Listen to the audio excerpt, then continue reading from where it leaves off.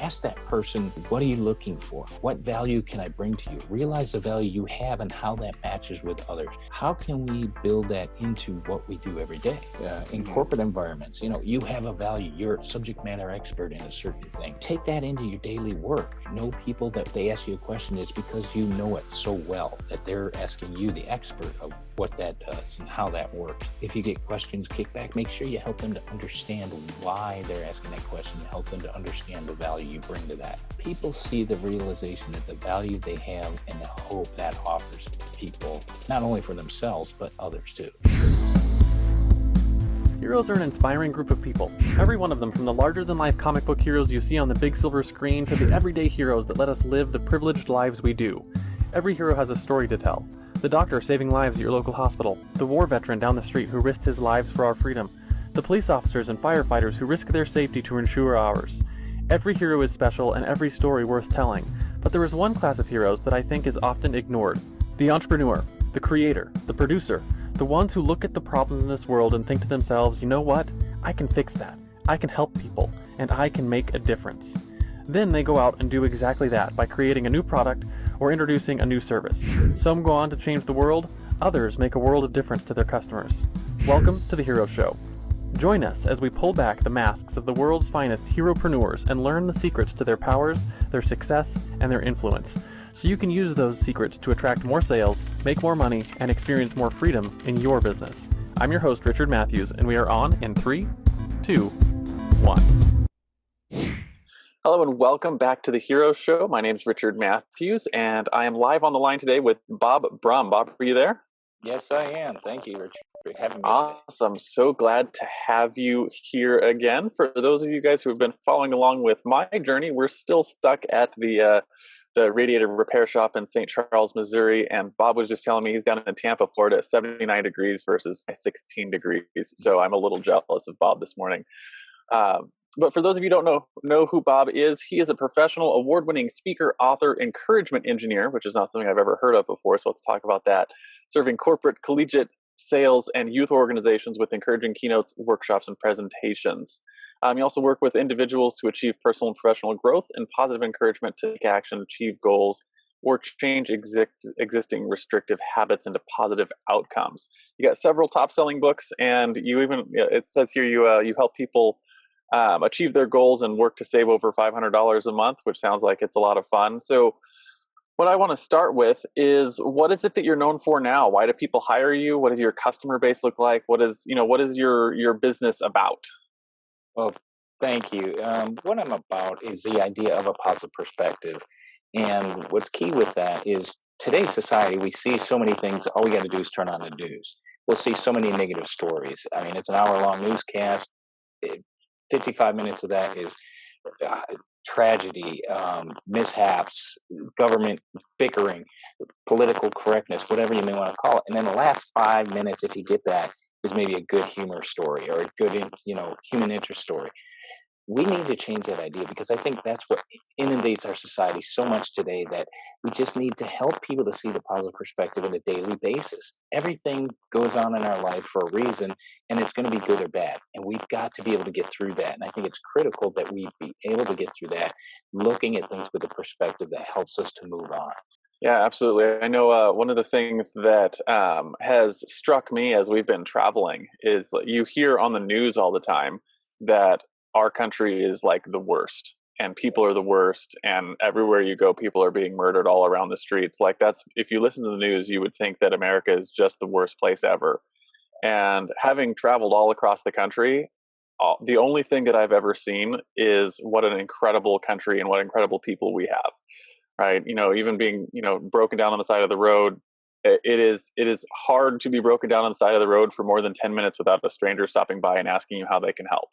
Right.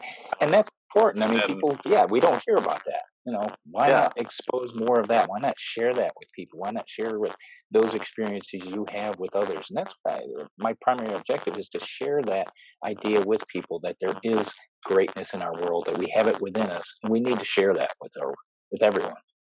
Absolutely. So you share that in the form of books and speaking. Is that generally what you do? Yes, I do workshops as well for groups to help them to get over a lot of times group dynamics. Sometimes, I've spoken at groups where they were recently sold and the people didn't know what was going on with their job. So there's some insecurity. It's like going into a hostile situation right off the bat. And you help to reassure that group it's going to be okay. Two, the skills they have within them are critical to not only what they do now, but wherever they may go, whatever may happen in the future. What you have within you is going to be with you. And that is great stuff. God didn't make any mistakes. So it's just a matter of taking that and moving that out, realizing it, moving it forward.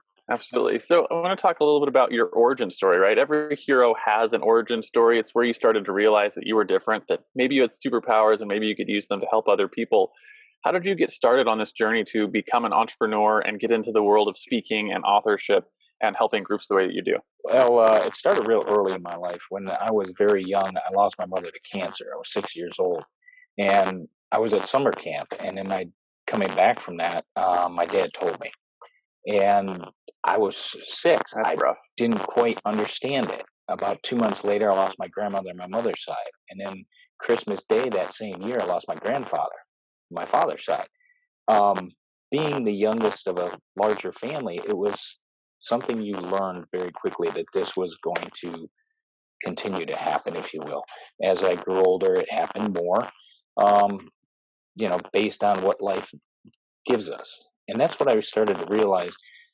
Maybe I'm here for a purpose because I can still remember to this day getting up and getting ready for her funeral. And the sun was still coming up, but I was getting ready for a funeral.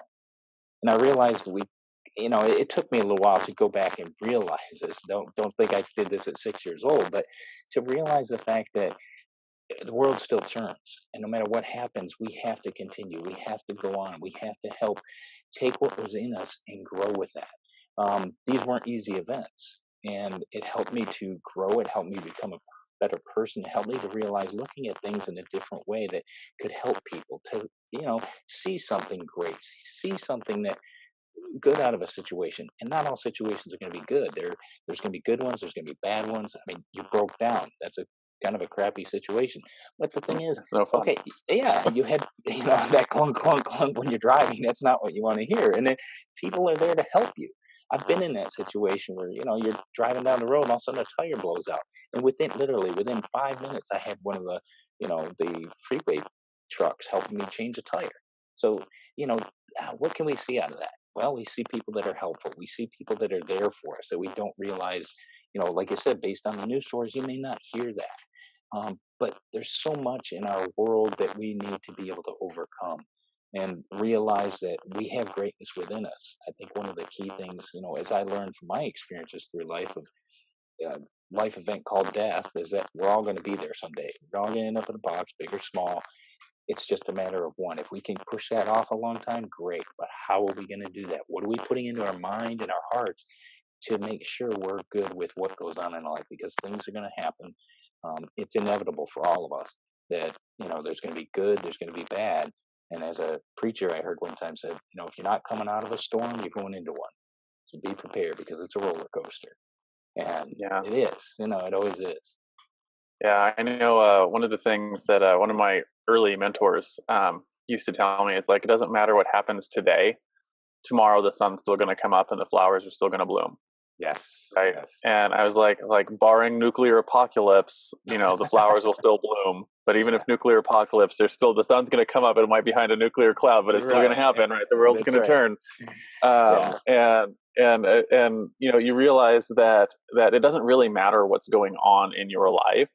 The world still goes on, and you still have to get up and engage with it, right? Yes. And you get to choose how you engage with what's happening in your life, right? And I was just talking with my business partner about being stuck here in the RV resort and realizing at an RV repair shop, and it's just there's no reason to be upset about those things, and you can continue to you can change your frame of reference, right? Yes, definitely. And how you look at it and what you're doing, right? And how cool is it that we have access to things like insurance that pay for repairs, and that there's people who are skilled enough to take the damn radiator off, because I watched them do it and I was like, yeah, I don't want to do that at all.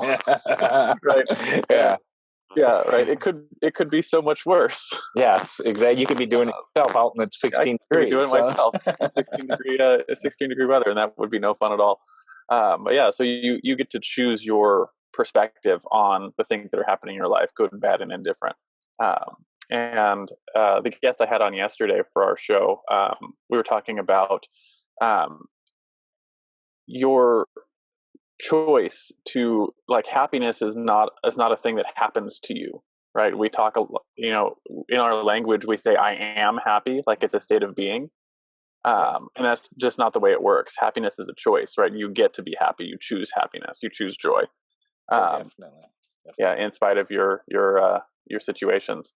So my question for you then is, how did you get started into the world of speaking? Like, when did that happen for you? That's always a good question because it's, as an encouragement engineer, I tie it into my background is engineer. I wanted to be an engineer, structural engineer when I went to college. Hmm. And it was in college that I actually saw a sign for, they wanted a Toastmasters group. They wanted people to come to the meeting. Okay. Well, the way they wrote that, I looked at that, I read it, and I was like, I do not want any part of that. They made it sound like a roast. And I was like, why would anybody go to this?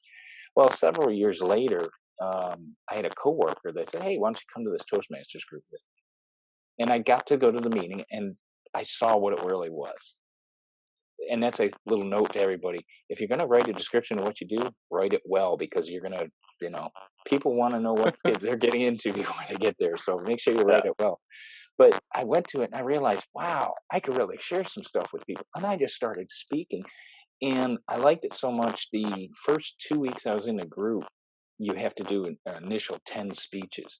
I went through those 10 speeches within 2 weeks. I went to other clubs and talked as a guest speaker. I went, around town. I met some great people doing it. But it just drove that energy that, hey, this is really cool. You can share some great things with people, and the enthusiasm you could do, and all the different aspects of the speech that you could help enlighten people with. It really got me going, and I really enjoyed it. And when I speak to different audiences, I've spoken to middle schools, I've spoken to high schoolers, and the middle school kids, you wouldn't believe how much of a sponge they are. I mean, you talked about stuff and their eyes just light up. And the high school kids will sit there and they're like, yeah, yeah, I know this. But then there's that one that you catch and you realize that he's all of a sudden heard something and he's sitting like this at the edge of his seat. You think, I got it. It just takes that one person that says, hey, I got it, and understand what you're Yeah. getting at. And that enlightenment is what it's about. And that's the enjoyment to share with others. Is, again, it goes back to the whole idea of a positive perspective, because no matter what's going on, if you have to be at that session that I'm going to be talking at, I'm going to engage you. Hopefully you'll get at least one thing out of it. And that's what's key, is let's give them that knowledge. Let's give them that idea that there is going to be something that's positive, something that's enlightening for them. Awesome. So you got into Toastmasters and really started that progress. Did you ever, have you gotten into the point where you do paid speaking gigs now? Oh yes, yes, I do. I do that now. I mean, this was years ago. I've been on my own doing speaking for about 9 years, and I do have a full time job as well. I'm part of an IT group, so that's why Oh, okay. sometimes you may hear me called the IT geek that can speak, because I understand the IT environment. I've got 25 years in the telecom IT industry, and that group, it's a corporate environment that a lot of times they'll IT people will focus on the problem. That's what they do. They solve problems, but they bury themselves in the problem. And it's, hold on, guys, let's stop a minute and let's look back at what we need to focus on here. Is a solution. How can we get this done quicker? What do we need? What are some resources we need? And you can help direct a group differently. You can also help them to see, when you speak IT, a lot of times it's acronym soup. And I also have a background in accounting, so I'm familiar with acronym soup. But when you're trying to talk to management to get funding, that's important not to give all the acronyms, but explain why you need the funding. What is it going to do for the organization? And having that breadth of knowledge is really helpful. So it's important to be able to look at the different paradigms that people are focused on and shift that paradigm so that they can see the opportunities of what they do. Absolutely.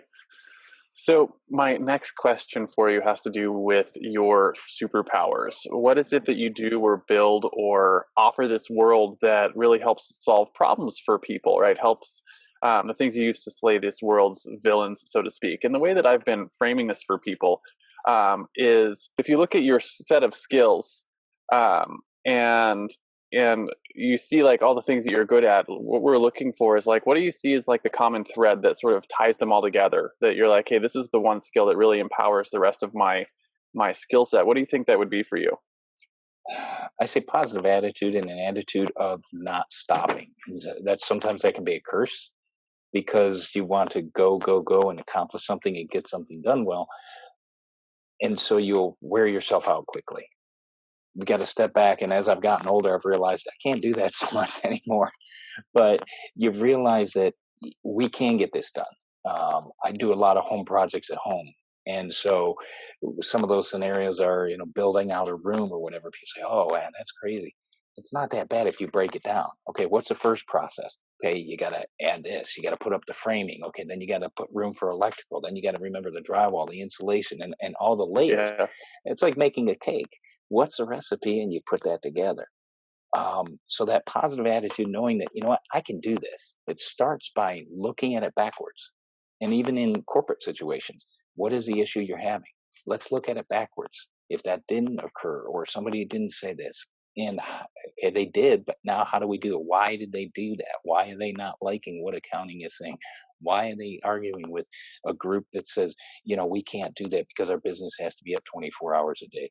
And you explain the differences, you explain the whys, you explain, okay, why do you have to be 24? Why do you think you have to be at 24 hours? And can we implement something that's maybe off for an hour on a Sunday, 2 hours on a Sunday, those type of things. So that idea of having a positive perspective and going after something fully with your heart, with your head, that's, I think, some of the superpowers that I hold in my tool belt. Awesome. And it's interesting to think about like the positive attitude as a superpower, but when you really look at it, you're bringing that to each situation you come into and realizing that, hey, there's, even if it's a problem, like you don't have, if when you get into the negative attitude, the I can't, this sucks, this is a problem, you shut your brain off. Oh, yeah, Right. definitely. Yes. Yeah. So if you can come into it with asking, with that positive attitude and asking positive questions, why, how can we fix this? Where's the underlying problem? You can actually solve things and move things forward.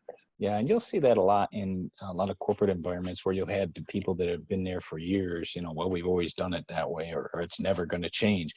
Let's go to a perfect world and say it does. What are you going to do then? And they're kind of stymied and not sure what to do. But then you can draw it out of them and ask more questions. Well, what would that feel like for you? How can you think that would come about? What were some things that would help you to deliver more if that was an option or if that came about? And help them to see that opportunity in front of them, that hope, that encouragement, and Yeah. realize Yeah. that light at the end of the tunnel isn't a train. And you're helping them ask smarter questions as well, right? Right. And when they ask themselves better questions, they start getting better answers. Yeah. So the flip side of a superpower is, of course, your fatal flaw, right? And the fatal flaw is the thing that holds you back in your business. And for the purpose of our show, what we're looking for is less that you have a fatal flaw, more what have you done to sort of overcome that, so other listeners who suffer from something similar might be able to learn from you. Like for me, it's always been perfectionism and not getting things out to market because I'm trying to make it 100% perfect. Right. So what has that been for you? Patience. And I say that because I'm saying I want to get it out to market, and yeah, it's not going to be perfect, but I'm so focused on getting it out that sometimes, wait, you really need to look at this. You really need to slow down and I always think of the idea of respond and react. A lot of times we're driving in traffic and we're going to react to the driver that cuts us off. We might, tell them they're number one in a certain way. We may, scream at them at the top of our lungs and they can't hear us. Okay, what good does that really do? But at the same time, it's like, wait a second, why don't you slow down and respond to this? Because what if they're going through traffic that quick because their loved one's in the hospital? What if they Mhm. just, got a call and their kid's hurt and they're trying to get somewhere to make sure their kid's okay? You don't know their situation, and it's not your job to necessarily know it. But that point of slow down and respond instead of react is critical. And I find myself, that's one of the things that sometimes affects me because I might get to something and it's not where, especially with marketing, it's an opportunity and you get excited about the opportunity, but you got to look at several of the layers. You got to take the time to really look at it. And even with some of the books, my earlier books, if you read them, they read like I will talk.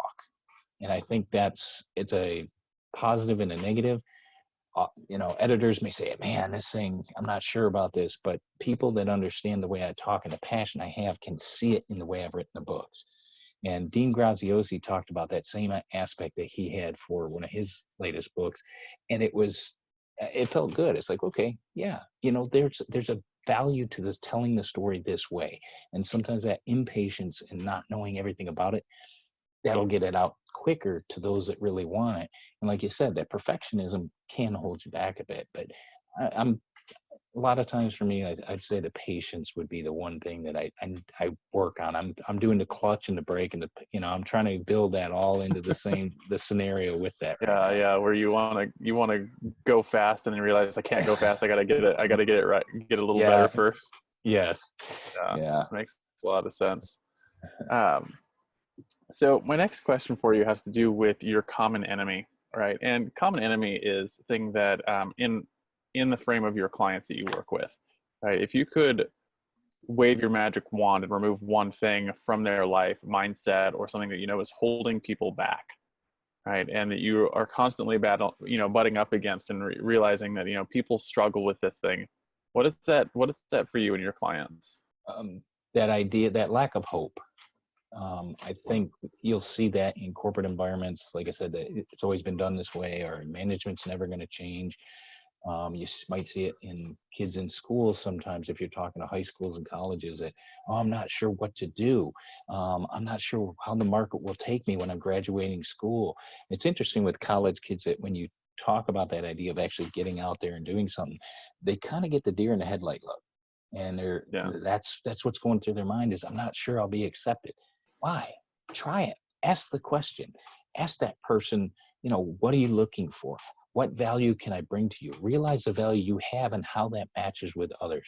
How can we build that into what we do every day? In corporate environments, you have a value. You're a subject matter expert in a certain thing. Take that into your daily work. Know people that will, if they ask you a question, it's because you know it so well that they're asking you, the expert, of what that does and how that works. If you get questions kicked back, make sure you help them to understand why they're asking that question, help them to understand the value you bring to that.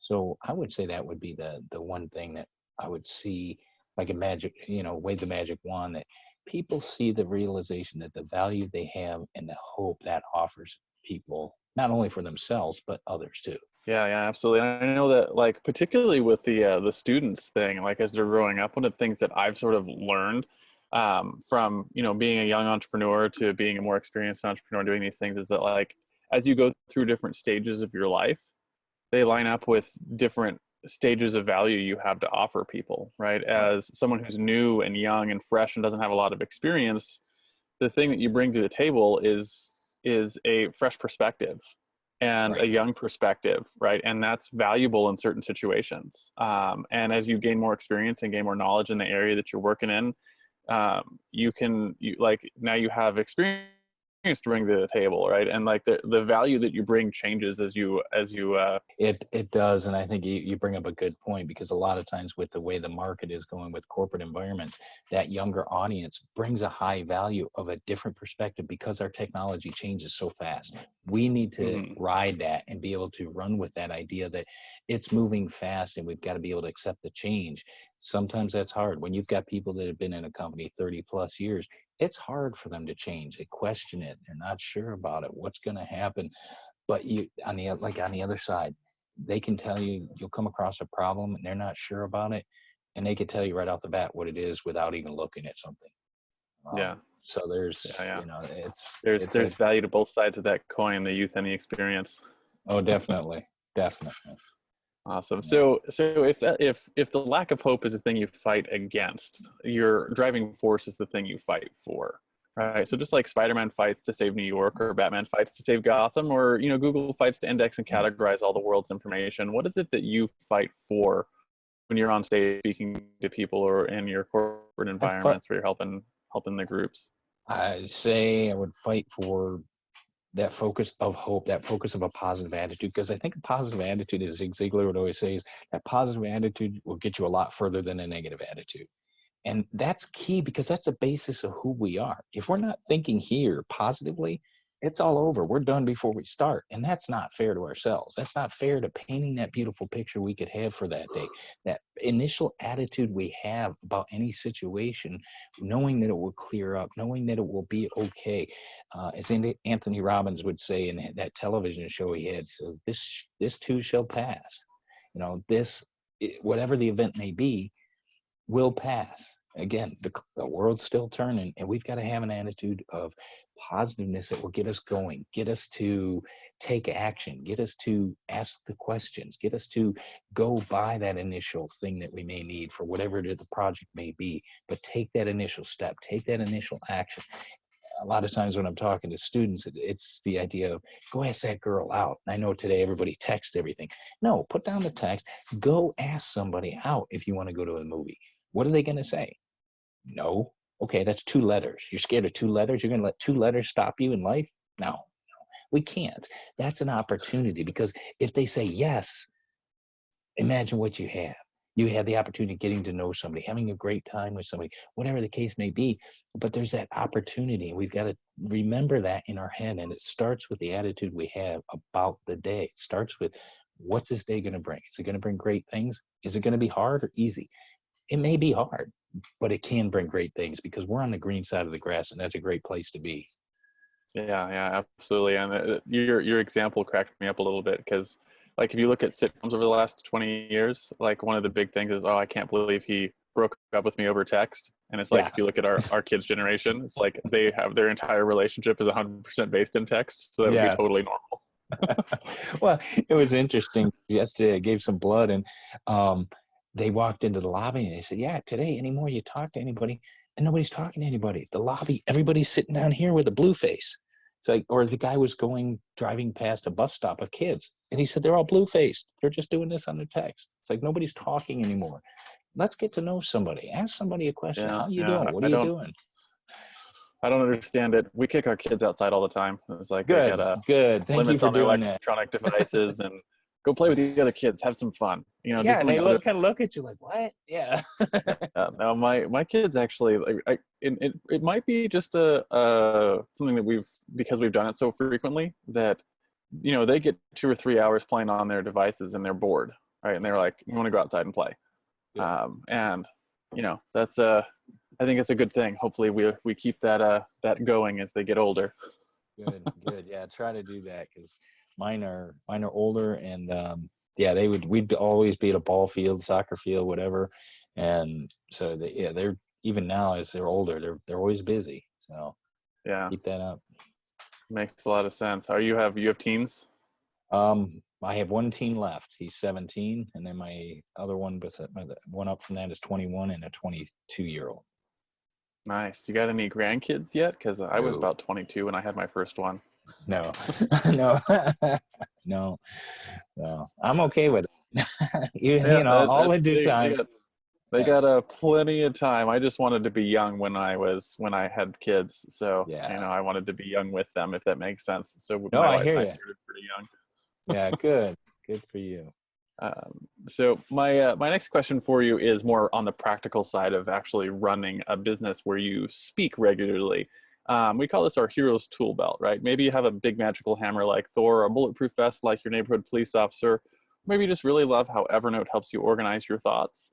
For what I'm curious about is, like, what's a practical tool that you couldn't live without today in managing your business, especially for like, I don't know, a lot of people are really familiar with how the speaking business works, but like, how do you manage leads, and how do you make sure that you're getting in front of enough stages and actually pulling in revenue from that business? What are some of the tools that make that happen that you couldn't live without?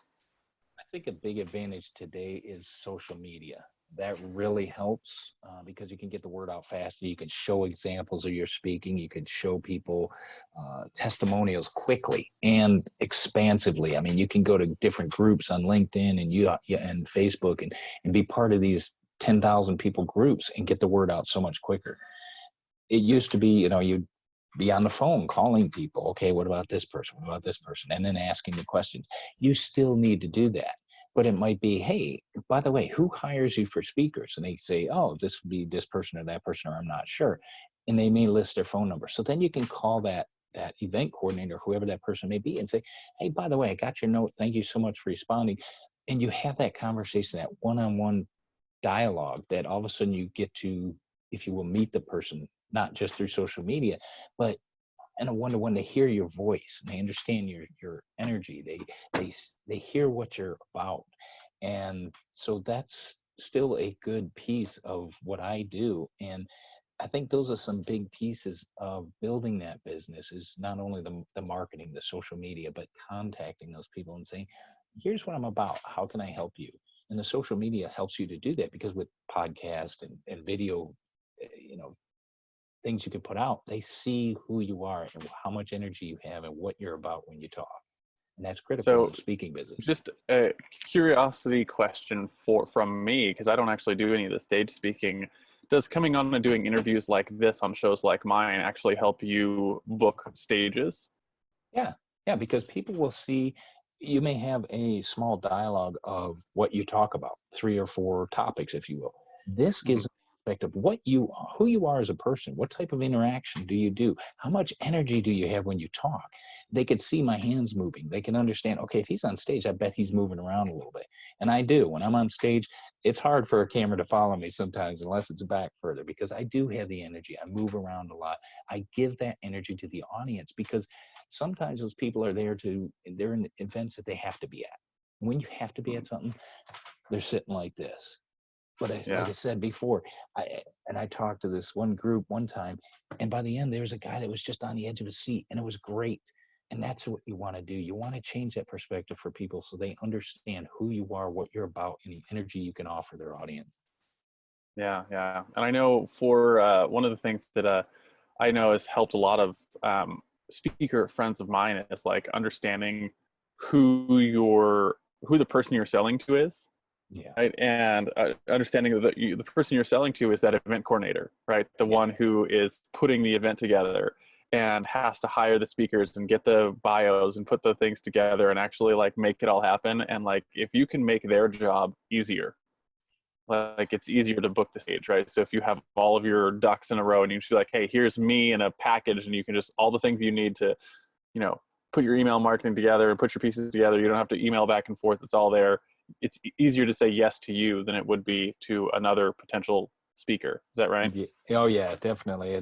As James Malinchak would always say, it's like, don't be the odd guy out that says, well, I need to have green M&Ms on the right side of the stage. All I need is a microphone and a crowd. If you can supply that and you don't have a microphone, I'm going to yell. I don't care. I'll do it. I'll help you out here. And make their job easier. You're trying to show them the value they can bring to that audience. And if you're that conduit, great, so be it. If not, it'll be somebody else. But I guarantee it, they're going to have some energy. They're going to be smiling. They're going to enjoy what they hear when they, have me in. So I try to help Absolutely. them out that way. So to talk a little bit about your own personal heroes, right? Just like Frodo had Gandalf, or Luke had Obi-Wan Kenobi, or Robert Kiyosaki is Rich Dad. Who were some of your heroes? Were they real life mentors? Were they speakers or authors? Peers who were just a couple years ahead of you, and how important were they to what you've accomplished so far in your entrepreneurial career? Well, the first one that comes to my mind is my father. He passed away 6 years ago, at the age of 90. So I'm thankful I had the time with him. But he was he grew up through the Great Depression, fought World War II, built his own business. So I got to see all those aspects. And then he took care of us after my mother had passed away. I saw aspects of him and that generation that they constantly gave. It wasn't about them, it was about a bigger picture. The greatest generation that ever lived, you saw them go through a lot of trials and tribulations and hardships, and they knew how to get through it. And it was buckle down and you move and you get through it. They were strong, strong people. Um, Other people that have influenced me, if I guess you could say, or a hero would be, Zig Ziglar was some of that time frame too, but he could talk to people and relate to you in a manner that brought you right in. It was relatable. You understood what he was going through, what he taled about, and his tone. was so gracious. And that was always enlightening to me, because he can make, as he always talked about, he could talk up to 1,500 words a second or whatever. And, sometimes in spurts of 300. And he'd always have funnies in his speech. So he'd have the interest of the comedic pieces in there, which is always, it helps make things real. It's be funny. I mean, laugh at yourself and laugh at others. Tony Robbins, Jim Rohn, James Malinchak for college groups, Dean Graziosi lately, because listening to like some of his podcasts, they're real. He gives it in a blunt manner, if you, it's not so much blunt, but it's just down to earth. And I think we get back to some of that today, in some instances. Darren Hardy's another one. He gives it to you straight as it is. He grew up with a single parent, and his dad was a football coach. And it was grunt, do the work, grind it out. And that resonates well with me. Other people, it may not, but it's going after that and doing that physical, doing that work that needs to be done to get where you are. And so those are some of the people that I think have been heroes in my life. Yeah. And it's interesting too, like you see a common thread through the people that you mentioned that realize that there's no magic to success. Like success is you just have to eat dirt, right? You just have to go forward and make it happen. Right. And it's that hard thing. Yeah. That hard thing that you're looking at saying, I don't want to do, like, like, you just have to do it. You have to push through, you have to make it happen. And that's how successful people succeed, is they just do the work, right? Yeah. There's no shortcut to doing the work.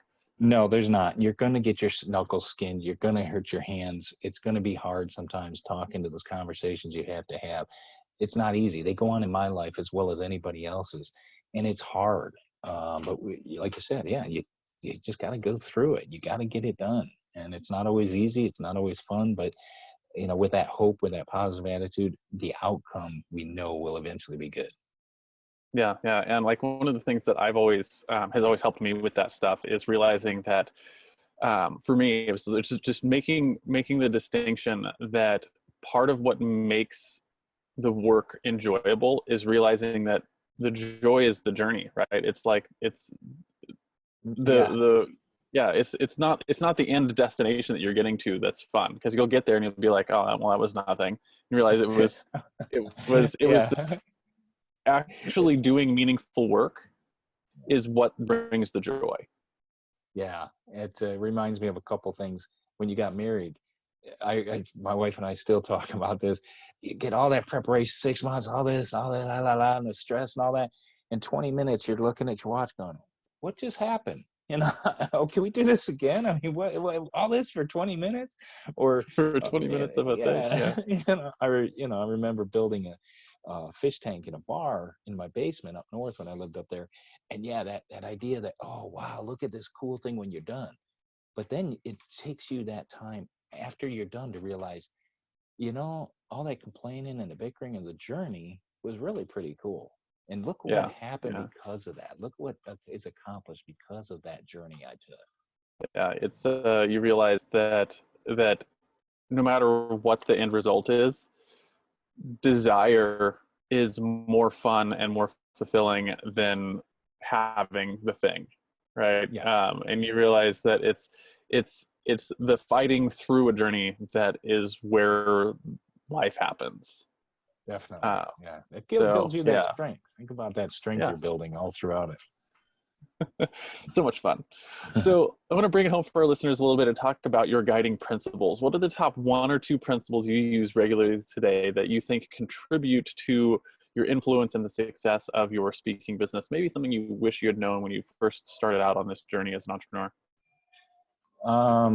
I would say, again, going over it so many times in through different speeches, different companies, different clients, taking that action, it doesn't matter necessarily what the action is, but you start here. Okay. If the idea is in your heart and in your head, that's the inspiration. That's what will get you going. You've got to have that fire in your belly, that desire, like you talked about, to go after that end result, but you've got to take the action. You're not going to get $1 million just by sitting there going, I want $1 million. I want $1 million. I want to make, no, you've got to get up and do something to get that.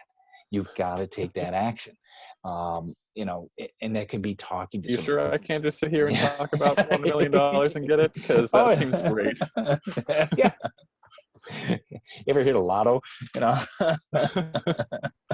But you got even that. Okay, you want to play that? You want to have a chance? You got to go buy a ticket. If you're not gonna buy a ticket, it ain't gonna come to you. And Yeah. no matter You got to what get we the money do, to buy the ticket from somewhere. right? You got to open your wallet. It's that idea of taking that action, knowing in your head and in your heart that if you take that action, it can be okay. It's going to be okay. It's not going to hurt that bad, but the result you want could come about. Don't look at okay, what if it doesn't? Okay, so what if it doesn't? Deal with that later, but focus on the act that, it could come about. Think of that line in Jim Carrey in what was it, Dumb and Dumber, I think, when she says, "What's my chances?" She says, "No, you don't have a chance." Basically, 99.997%. He goes, "So there's So you're still a chance." telling me a chance. Yeah, exactly. There's that option. There's that positive outlook. There's always that option that something could come about of this, and that could be great. My son is interesting because he's part of a men's bathroom choir, and they posted this video of them singing, and I thought, well, we could do that better. And they'd sang the song in the men's room in high school, and this thing's got almost 1 million views on YouTube. It's crazy. But what if they didn't do that? Okay, they'd be still going to school, just doing their choir thing, doing their band thing, whatever they are. But now they've been interviewed on the local radio stations. They're going to these different events. People are seeing what they can do and the quality of their singing, the quality of them coming together. Is All this your just by youngest the son? chance. Yeah, yeah. That's cool. Yeah, so you YouTube that young men's bathroom choir. Their vocal tunes are really good. I mean, when I was in high school, that's the last thing I thought of was the acoustics in the men's room. These We may kids have are doing it. to grab a link and stick it in the show notes for our guests so they can listen to your son sing in the bathroom. There you go. There's 15 of them That's that funny. do it. Yeah. So, yeah, the thing that strikes me there about the whole taking action thing is something that I used to struggle with this thinking. Earlier in my entrepreneurial career, everyone tells you have to take massive action, right? And I used to think what that meant was that you just are always in action all the time. And if you ever stop taking action, like to sleep or rest or play or do anything other than work, that you'll never get anywhere, which is also incorrect. Yeah. You find out when you burn yourself out. Yeah. And realize that the whole idea of taking massive action is more along the lines of how can I make a little bit of progress every day towards that journey you're on, right? Yeah. And if you're writing a book, can I write a few lines today, right? If you're, I'm working on a sales presentation, and I was like, hey, a couple of days ago I got the offer done, and yesterday I got the slide like design done, and today I'm going to get a little thing done, and I'm putting in a little bit of progress every day. Over the long haul, it snowballs. Yeah. Yeah. And your mind is fresh on each one of those pieces, and it gives you that better quality overall product. And instead of it all at once, because I've done that writing books too, and you try to write it all at once, you got all these ideas. By the last 2-3 chapters, it's like, oh man, you're worn out. And so doing a little bit every day really keeps it fresh and keeps it exciting. Yeah, and I know, like, one of the things that I've realized too is, like, I'm writing a book right now on processes, right, and how you think through workflows and processes. And I've been writing one story at a time, and I'll write a story, and then I'll leave it for a couple of days and come back and look at it, and then write the next story. And realizing that, like, doing that has allowed me to connect the stories together better and think through them a little better. And I think it's going to end up being a better product because of it. But yeah, so, like, it's as opposed to, like, I'm just going to write the whole thing today, right, or over the next couple of days, and it's you just end up with better quality work, and also you enjoy your life more, right? Because, like, as much as work is a good part of your life, right, like, I got 4 kids, we're traveling, I got other things I want to do other than work. So exactly. If I can check off the box of a little progress on all the things that I'm working today, then I can get 3 or 4 hours of work done and then shut it all down and go enjoy my life with my kids, right? And still make massive progress growing your business. And that's So a different paradigm that's over the years has come about because of the way our industry has been and the technology that offers us the opportunity to do that. And I think that's great. You're able to do that. And that's a paradigm that our society needs to remember it's shifting. And yeah. so 8-10 hours a day in an office doesn't have to be that anymore. And it makes a better quality of life, giving us a better product, better production, better people. Yeah. It's amazing to me. Like if I look back 5-6 years ago in my business, I was working 12 to 18 hours a day. Right. And now I work anywhere from 3 to 4 hours a day, and I have 6 times, 7 times the revenue. I've got Right. employees and staff and like, Yeah. Well, yeah. Damn you, Tim Ferriss. yeah. Right. So like I get so much more done. Right. And it's much better for your life, but it's, one of my core principles now in running my business, and talking to people and helping clients, everything is this idea of giving yourself permission to play. Right. And we used to think that, I used to think anyways, that playing and recreation was something that you earned on the other side of hard work, and have realized since that play and recreation and rest are a requirement before you have productive work. Good Um, idea. yeah, Good.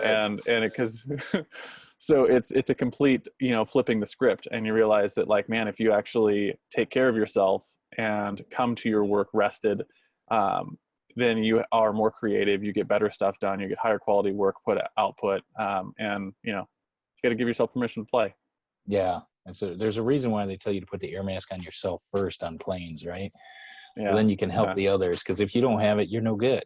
So, yeah. You can't um, take care of your kids if you're dead. no, exactly. No. So, last thing I do on the show is something we call the Heroes Challenge. Heroes Challenge is simple. Basically this: do you have someone in your life or in your network that you think has a cool entrepreneurial story? Who are they? First names are fine. And why do you think they should come share their story with our guests on the show? Wow. I run into a lot of entrepreneurs in what I do and through my network. One that came right to mind as soon as you said that is Chris Kremitzos. He's running PodFest 2020. He's been doing this for about 4 or 5 years. I knew him back before he had kids. He was doing a show here locally in Tampa, and he got international social media fame when one of the guests picked up a chair and threw it at the other guest, Oh and it no. went viral. Yeah, I mean, you just see him kind of duck out of the way, like, oh, but it went viral.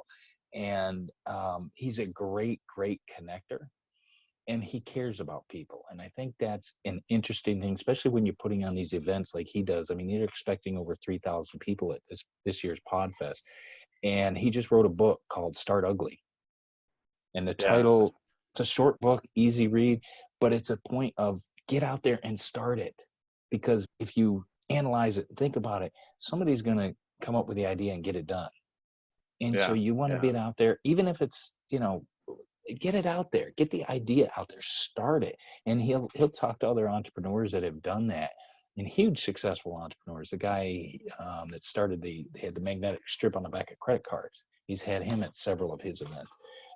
Other people Nice. he's had, and he's just a down to earth guy that cares about making sure the environment is taken care of. His Podfest people are taken care of. The group, it's a group dynamic that, hey, we're here to help each other. Tell us the information. Let's share the information so we all grow together. That's I would say one person that comes to mind when you say that. Awesome. So we'll see if we can connect later and get him on the show as well. Okay. My last question here for you. Thank you so much for coming on the show. It's been incredible having you here. Where can people find you if they are looking either for your books or to hire you to speak for their groups? And more importantly, who are the right kinds of people to reach out to hire you? The right type of people, let's go there, because a lot of people get stumped with that. You mentioned it before, event coordinators, especially college event coordinators, corporate event coordinators, event planners. If you're having special events for encouraging your students, your employees, employee engagement, corporate culture, directors of groups that may have the authority to bring in external speakers, those would be great contacts for me. People can find me at my website at www.bobbrummspeaks. That's BOBBRUMM speaks.com. I'm also on YouTube. I'm also on social media, my Facebook, LinkedIn.